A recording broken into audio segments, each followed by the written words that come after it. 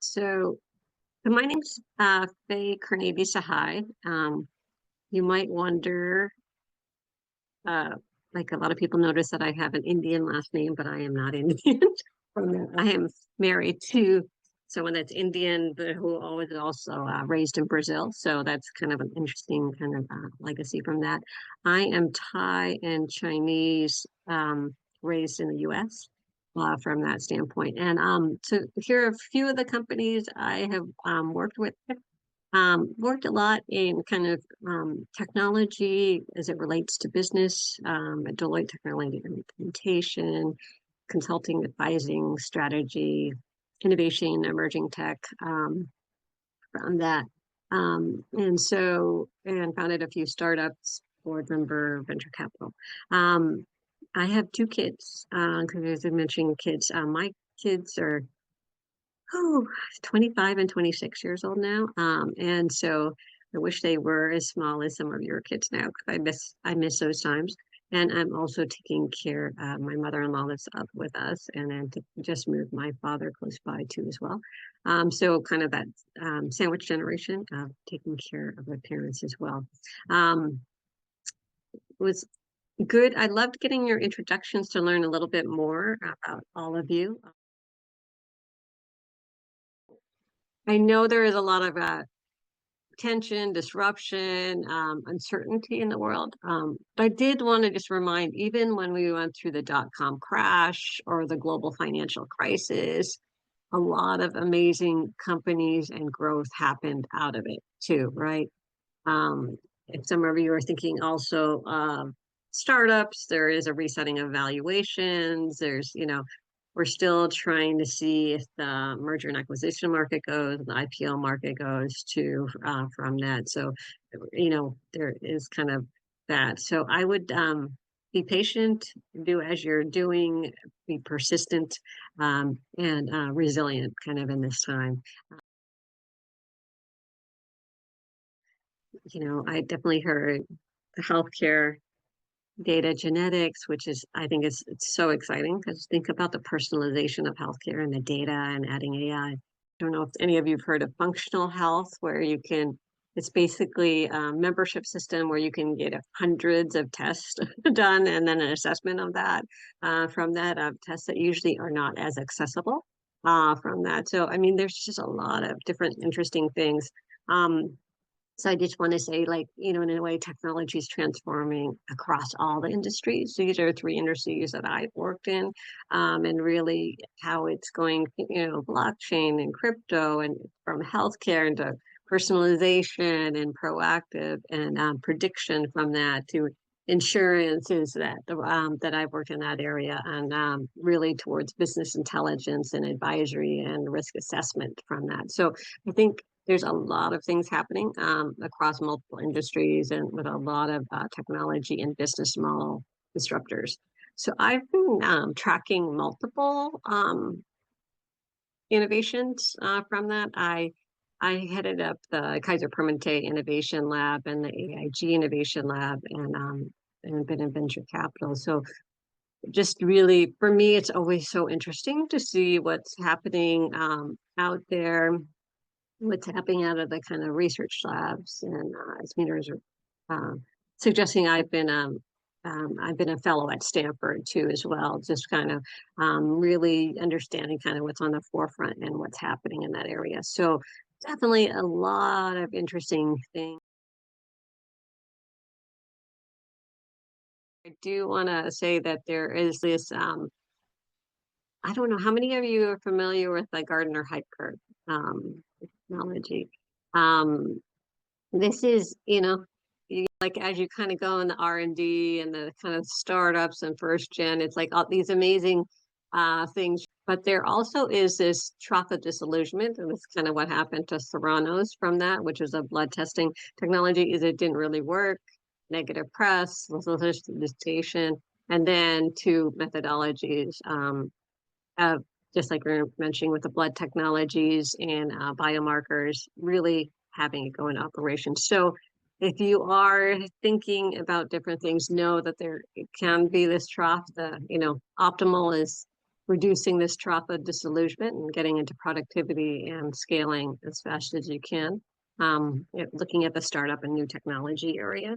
So if you are going into a startup environment, really understanding that startup, where they are, the risk of their technology, their business, their financial liability, or if you're going kind of a new practice, where it's going. One thing I'm an advocate for is definitely a lot of diversity and inclusion, especially women in our workforce too, as well. Because what happens when we don't have that diversity and inclusion, was that we get technology that is not inclusive. So I remember testing Siri with my mother very early on, and it could not understand her accent at all. And to the point where what it wrote was just so funny, I almost like we were just laughing so hard from that, but because it wasn't trained for accents, right? Also, not trained with different color skin. We've heard like the original oxygen monitors were not trained for darker skin, so it was not accurate. This really reflected in COVID when we were really monitoring people's oxygen levels from that. So it's really important. Um, I think as you're getting in the workforce and trying to balance, as Rena said, is find your why. Like, why do you want to, and what it means to you, and kind of helping that kind of balance and sharing that with your kids. I find, as I was a working mom, I felt guilty, working. But I would share with my kids, like, okay, I'm working because I want you to go to that school and us to have vacations and, this, for your college. And, but I'm here for you and but we're kind of a team, working together. I can't always be at your school every day from that. And also working your spouses. My spouse was so understanding. Like I had to commute like over an hour away, so he would take them to school in the morning. My drive is a lot farther. So, I think it is important. It kind of collaborate and also take care of yourselves from that. There's an interesting video series on the Stanford Voice and Influence. Might be interesting. It's from the VMware Women's Leadership Innovation Group. And then, I for people that are kind of looking at, I like the implicit bias assessment too from Harvard. So it's kind of interesting. So it's going. So these are just some interesting resources. I thought that would be helpful for all of you as well. But these are fun things that you can also do with your kids from the University of Wisconsin. Um, kindness cards, emotional style, brain change, and doing with your family. And applies to your own practices too. So I just thought I'd share those with you as well.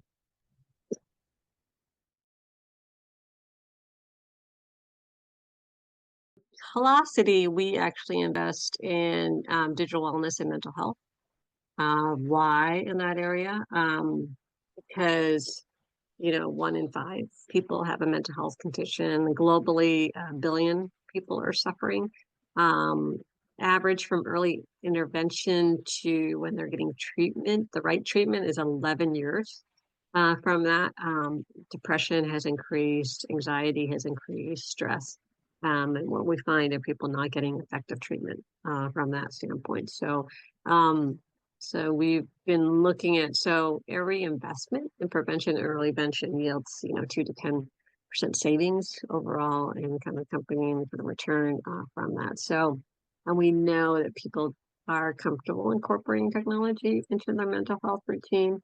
So we've seen thousands of startups all the way from wellness to clinician access, chronic care, a lot of emerging technology in this area, a lot of AI, chatbots, VR, AR, happening in this area, a lot of sensors as well, some brain stimulation.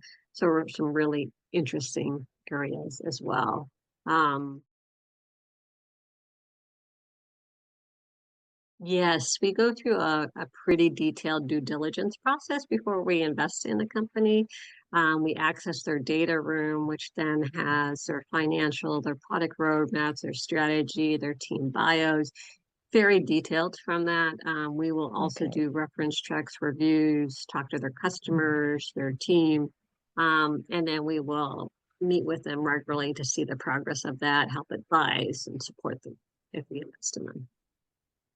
I would say it's a little bit more, the bar is higher now to raise money because as the market's been a little unstable, valuations have come down from that. They were before, it's like, I have a great idea, it's worth $1 billion. Right now, it's like, now we're kind of saying, how is it worth $1 billion? What is your revenue tracking? What is your pipeline? What is evidence? How are you protecting from competitors, or what we call, what is your moat from that way? So, where we're really getting back to, business logic versus like, oh, that's a great idea. I think it's worth $1 billion, right? It's really going to that business basis. Uh, you know, I I would definitely get the reskilling, the certification, try and get as much experience, and then networking. It's um, people that know you, your integrity, hardworking, that are the likely ones to open the doors from that. So it's people they know that, and the people they know, right? So it's being out there with your intent, friends, family, temple, your alumni at your school, where it's going, saying, hey, I've just, it's your post on LinkedIn or whatever, career networks, that are popular in your country and local area. So for me, it's LinkedIn in the US, right? So maybe I just finished my Salesforce certification. You should be posting that on LinkedIn. Like, I'm so excited I finished this Salesforce certification and excited to be starting a role in that area, right? Like, your LinkedIn or your media kind of should be, sorry, I'm just trying to ignore it. You should be saying, open for hire. But what, when you're talking to people, what are you open to hire, right? Like, what are the positions, companies, roles? Because say you say, okay, it's Salesforce and I want to be in this type of role. Then it's like looking at your whole network and saying, who has any relationship to Salesforce or knows someone that is their friend outside the Salesforce. Kind of doing that research. And if it's following what Salesforce is doing, what's kind of happening in the news, going on their website saying, putting in a tracker that will alert you when any positions are open there, right? So it's being really smart in your recruiting. And then when you apply, it's not just I submitted my app in the website. It's then saying, you know, um, hey, I know you know someone at the Salesforce and we met back then, and I'm really interested and applied for this position.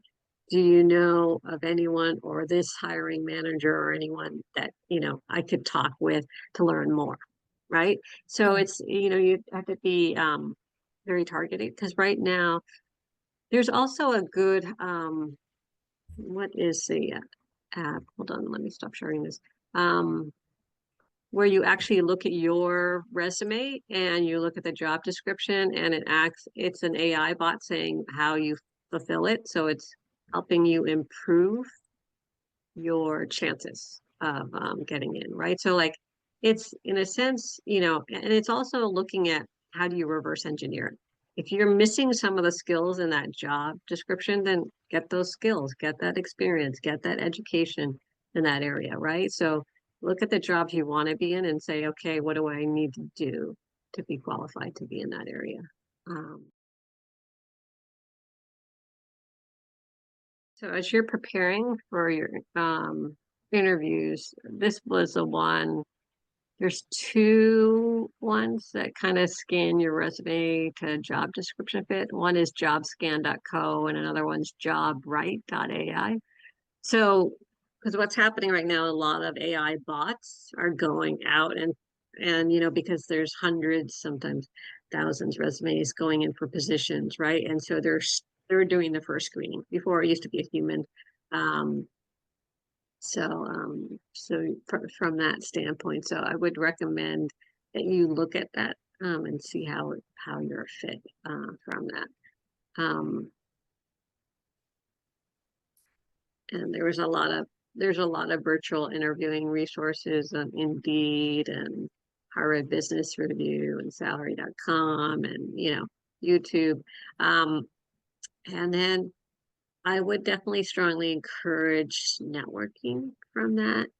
You might feel uncomfortable networking. I used to think networking was such a, I don't know, it just felt so well to me. But what I realized is networking is about relationships, and it's about, and I look at it as how can I help this person? And when I looked at it about relationships versus pure networking, um, it was a lot easier and better. And I look at it as like, how can I help you? What common interests do we have? In that area, not about how can you get me a job. And having been on the other side where I get a lot of people that just contact me to get a job, it's a little, it doesn't feel so good after a while where they only know they're just talking to you for one thing only. And from that way, just like you put yourself in that spot too as well. But this is a great book about the 20-minute networking meeting. Most people, like when you ask for an hour of people's time, that's a lot.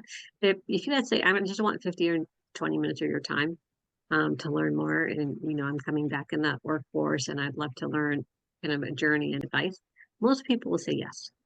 But you need to be very mindful and planful of how you're going to use that. So it's thanking for the meeting and how So you might say, oh, Faye, we met at your when you did a Mom's Relaunch talk, and I was really interested to follow up. And this is my background and my interests. Have some targeted questions that you have. Ask how you can, how you can help them and kind of stay connected, and then kind of actions. And then if you're going to, follow up if you're going to do it in 24 hours, and then give updates too. Like, so if it's someone that you want to keep in long term, it might be like, okay, a couple of times a year, it's just like, hey, I finished this other certificate. I'm in final rounds for here, or I got this job. When you kind of mentor someone, it's always nice to hear how they're doing rather than like, oh, I gave them all these leads and they kind of disappear in the dark, right? Because they got what they wanted. But I'm like, what happened? Did it go well? Did, you take any of my advice? Was it helpful? It's always nice to hear back, um, you know, periodically from that. So, um, I hope that's helpful. What other Yeah. thing? For the US, LinkedIn is a really important one. So really look at your LinkedIn.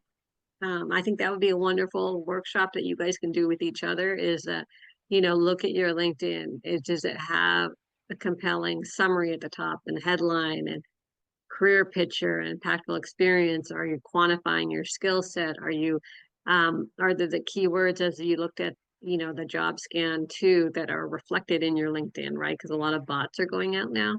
Are you now setting your setting to saying you're open for work? So is your contact information in there, right? Like, so I think, are you tied to relevant groups? These are a couple things that you kind of look in your LinkedIn profile. I think that would be important. And there's a lot of LinkedIn resources on how to improve. Um, so uh, I think that's why I called it harmony, because I'm like, I can never achieve this balance. And I tended to be a workaholic. So So for me, it was really kind of a negotiation of what's important. And for my husband and I, it was the kids. It's just like the kids are the most important. So we always agreed on certain things, and that it's a balance between both our careers, right?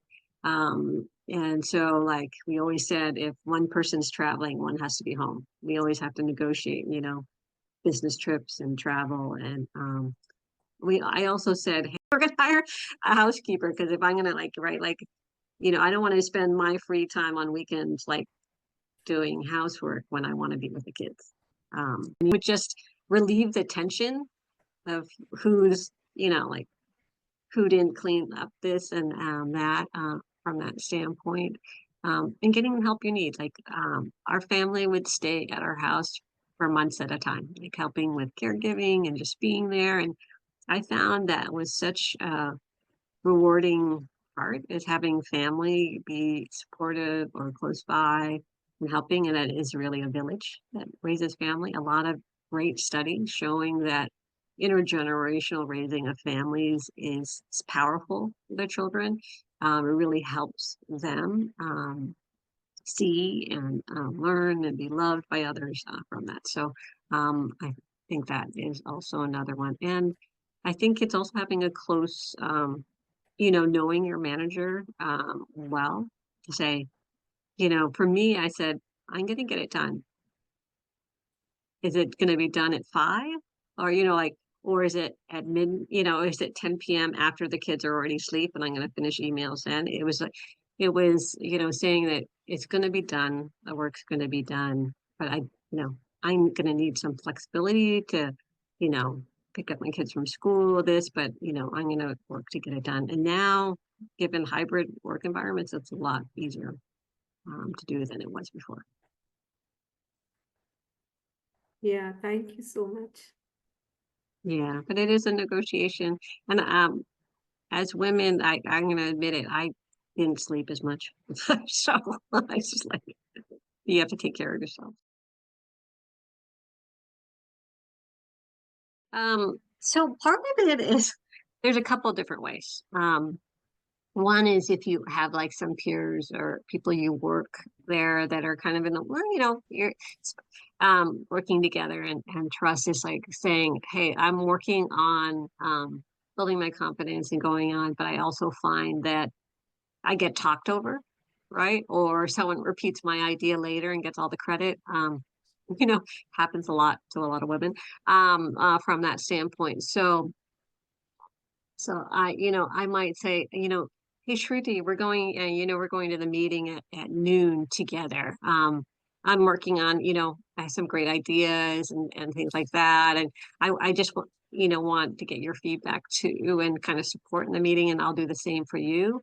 Right. So then I might say, hey, I'm at the meeting and I say, I have this really great idea. We're going to do blank and you don't get as much response. And then next, Bob says the same idea, 5 minutes later, and everyone's like, "Hey, great idea." And then Trudy's like, that is a great idea. If they just had mentioned that and talked about this and this earlier. It's acknowledging that from that standpoint. And also, if you're trying to be more fair, try and say something in the first 10 minutes of the meeting. I think as women, we kind of wait to see like if they've said all the ideas and then you say yours after. Be one of the early ones to say it. You have an idea, say it. Um, and if you're an introvert versus an extrovert, extroverts tend to like work off the top of mind and speak out.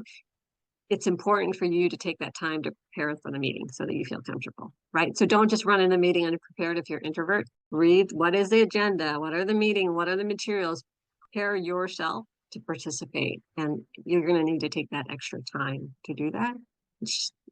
We're all different beings and we operate differently. So the night before, I would review what all my meetings were for the next day. What do I need to do? Who's there? What the objective is, what kind of like points of view, like prepare yourself for that. And then I'll also follow.